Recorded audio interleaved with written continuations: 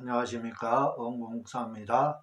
오늘도 저와 함께 네마 성경 공부를 시작하도록 하겠습니다. 네마 성경 공부는 영어 분석 성경 공부로 헬라어로 액티데미, 영어로 오버렛 기법이라고 하는데 줄여서 렛 기법이라고 합니다. 근데 이는 예수님과 제자들이 했던 성경 공부 방법이고 설교 방법입니다. 오늘 저와 함께 나갈 부분은 70인역 창세기에 대해서 약간 말씀을 드리도록 하겠습니다. 최초의 번역본이 뭐냐면 성경은요 원본, 사본, 역본 이렇게 있습니다. 원본은 최초의 모세면 모세 기록자 한 사람이 한 거, 그게 이제 원본이라고. 사본은 그걸 스캔한 거죠. 말하자면 복사한 겁니다. 그리고 서기관이 그 일을 하죠. 그리고 이제 역본이라는 게 있습니다. 역본은 각 나라 말로 번역한 거예요. 각 나라의 나라 말로 이렇게 번역을, 한국어, 중국어, 일본어, 영어 이렇게 다 역본입니다. 원본이 아니에요. 사본도 아닙니다. 이걸 이제 역본이라고 하는데, 모세오경이 최초로 그려질 때는, 기록될 때는 모세가 자음 모음으로다. 우리나라도 한국 할 때 히읗에다, 이응에다, 하나다 말하자면 하에다, 니은에서 한국, 자음, 모음 이렇게 해서 한하고 구에다가 기억을 바쳐야 자음, 모음에서 자음 해가지고 해서 한 글자 단어가 됩니다. 그렇죠. 한국 이렇게 되는 거예요. 이스라엘도 역시 자음, 모음으로 이렇게 히브리어도 돼 있는데, 문제는 뭐냐면 어디나 다 똑같습니다. 헬라어도 그렇고 다 자음, 모음으로 이렇게 돼 있는 거지요. 그런데 문제는 뭐냐면 모세오경은 자음으로만 기록이 돼 있어요. 그걸 우리는 초성이라고 하잖아요. 요즘에요. 초성으로 돼 있기 때문에 히읗, 기억 뭐 이런 식으로 돼 있습니다. 그러니 그걸 어떻게 알아요? 이것들은 이제 초성으로 기록됐다고 하는데 자음으로만 기록됐어요. 그래서 모세오경은 자음으로만 기록이 되어 있습니다. 거기다 모음을 붙인 것이 언제냐면 지금부터 1000년 전이에요. 천년 전에서 1500년 전.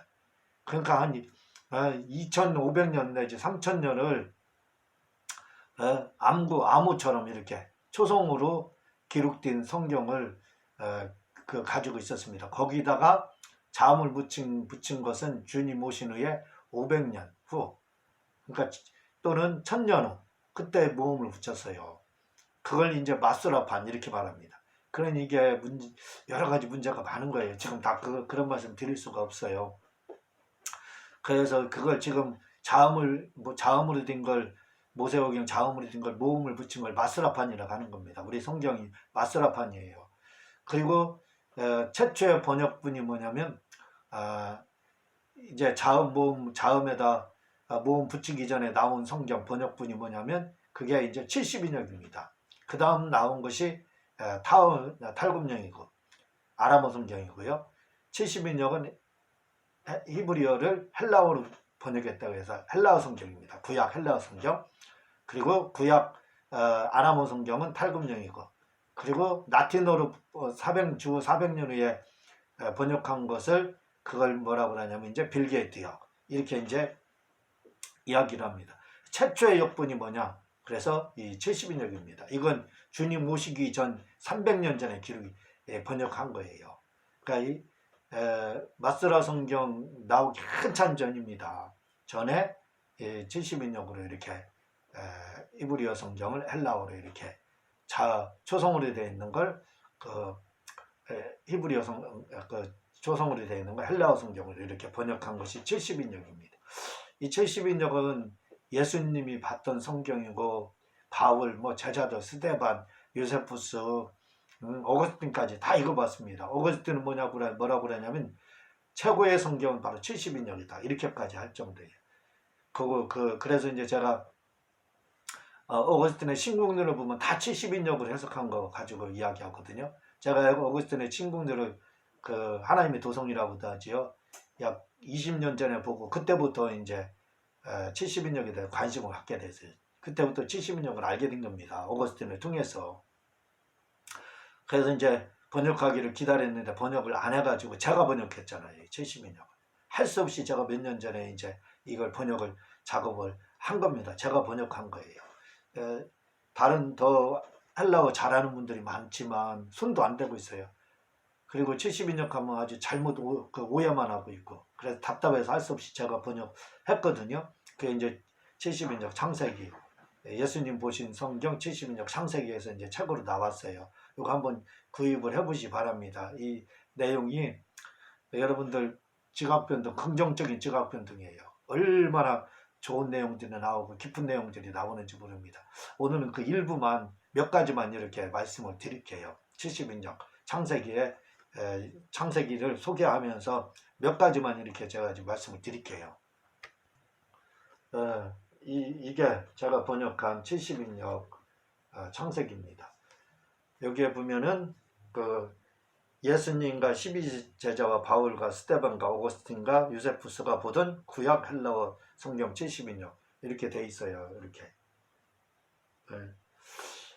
이 책의 내용의 일부, 제가 중요하게 생각하는 거 일부만 이렇게 말씀을 말씀을 이 시간에 드리려고 하는 겁니다. 창세기 1장에 보면 1장 1절에 보면 태초에 말씀이 계시니라 이렇게 되어 있는데, 이 태초라는 말이 알케 이렇게 되어 있습니다. 이건요, 요한복음 1장 1절에 태초에 말씀이 계시니라, 이 말씀이 하나님과 함께 계셨으니 할 때 그 태초 그 말씀이 창세기 1장 1절 태초에 하나님이 천지를 창조하시니라, 이 말씀하고 똑같은 알케로 되어 있어요. 그러니까 요한복음 1장 태초에 말씀이 계시나 그 태초가 알케로 최초로 시작됐다 이거죠. 근데 영원전에 시작됐다는 거예요. 그 말 그대로 창세기 1장 1절에도 태초에 하나님이 천지를 창조했다고 할 때 태초가 알케로 되어 있습니다. 근데 이 알케가 얼마나 중요한지 아세요? 이게 굉장히 중요합니다. 왜냐하면 예수님이 태초에 말씀이 계시니라 할 때 그 말씀이라는 건 영원전을 말하고 있어요. 영원전. 근데 창세기 1장 1절에도 영원전 똑같은 말은 알케로 쓰고 있어요. 이건 뭐냐면 창세기 1장 1절을 가지고 요한복음 1장 1절을 그대로 요한이 인용했다는 겁니다. 그대로 알케를 쓰고 있다는 거예요. 70인역을 인용한 거예요. 그래서 그대로 쓰고 있거든요. 이 정도로 70인역이 중요합니다. 왜? 요한이 요한복음을 기록하면서 1장 1절에 벌써 창세기 1장 1절을 인용하고 있잖아요. 이 정도로 그 70인역이 권위가 있는 겁니다. 요한 사도가 바로 그걸 지금 인용하고 있으니까.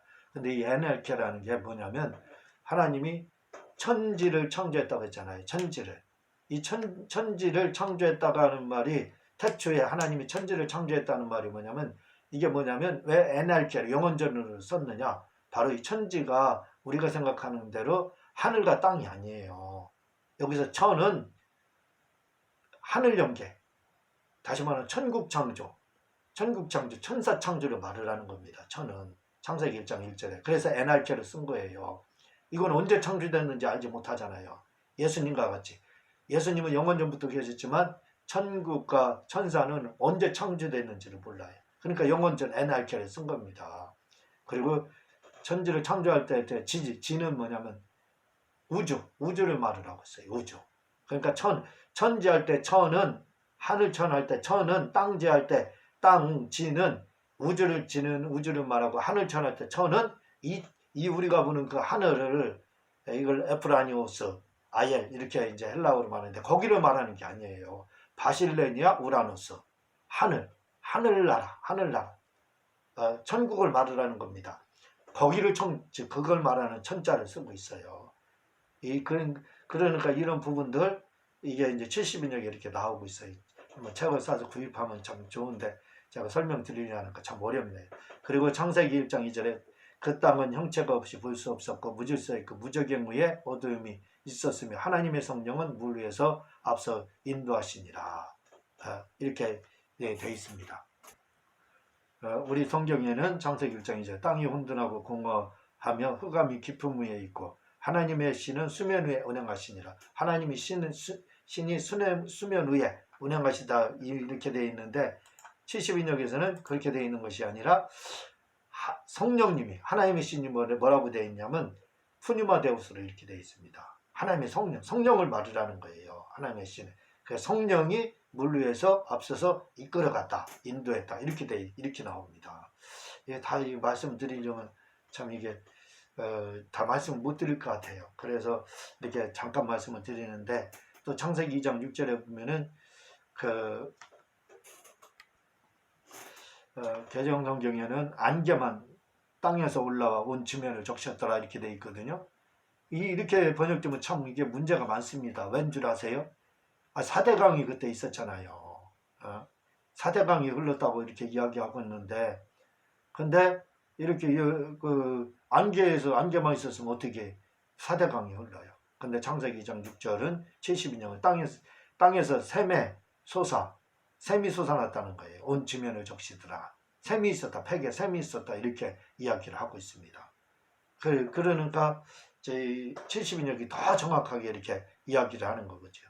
그 창세기 6장 2절에 보면 하나님의 아들들이 사람의 딸들을 보고 이거 나오잖아요. 이 부분도 이걸 어떻게 해야 되나 제가 막 설명하려니까 너무 말할 게 많고 한데 이걸 어떻게 지금 해야 될지 아주 그냥 고민이 너무나도 많아요. 이 사람의 딸들, 하나님의 아들들을 천사의 아들, 사람의 딸들은 사람의 아들 이렇게 해석하잖아요. 그게 아닙니다. 하나님의 아들들은 그냥 이게 셋의 후손을 말을 하는 거예요. 그리고 사람의 딸들은 가인의 후손을 말을 하는 겁니다. 왜냐면요, 만약에 이게 하나님의 아들들이 이게 앙겔루스로 돼 있으면요, 맞아요. 천사가 맞습니다. 그러나 앙겔루스로 돼 있지 않고 안드로포스로 이렇게 돼 있다 이거죠. 사람으로 돼 있습니다. 그러니까 사람의 아들들은 사람의 아들을 말을 하는 거예요. 셋의 후손을 말을 하고 사람의 딸들은 가인의 후손을 말을 하는 거예요. 이걸 다 설명하자면 시간이 너무 많이 촉박하고 그냥 말을 제대로 지금 마무리도 못하고 이렇게 지금 제가 이야기를 하거든요. 그 정도로 이 책을 봐야 될 것 같아요. 아무래도 제가 이게 설명을 하다 보면 한도 끝도 없어요. 창세기 37장 36절에 보면은 그 보디발에게 팔렸잖아요. 보디발. 이 보디발이 70인역에서는 뭐라고 나오냐면 개암나무 열매 요리사 보디발 이렇게 나오는데 그게 뭔 줄 아세요? 이 말이 뭐냐면 내시로 나오고 있습니다. 환관으로. 보디발이 내시였다는 거예요. 내시. 보디발이 내시였다는 거예요. 지금 다 설명을 해야 되는데 속이 터질 것 같아요. 답답하게. 왜냐하면 짧은 시간에 이거 다 설명을 할 수가 없어요. 그 내시였기 때문에 그래도 이건 마무리하고 제가 그 말씀드린 거 마무리할게요. 봐봐요. 이 보디발이 요셉이 보디발의 아내를 유혹해서 범해가지고 보디발이 요셉을 이제 감금하고 그런 장면들이 나오잖아요. 근데 보디발의 아내가 어린 17살인가 그 정도밖에 안 된 요셉을 왜 그것도 종을 왜 유혹했겠습니까? 이유는 간단하다 이거지요. 그것은 보디발이 내시였어요. 환관이었어요. 그러니까 환관인 내시에게서 뭐가 만족을 얻겠어요.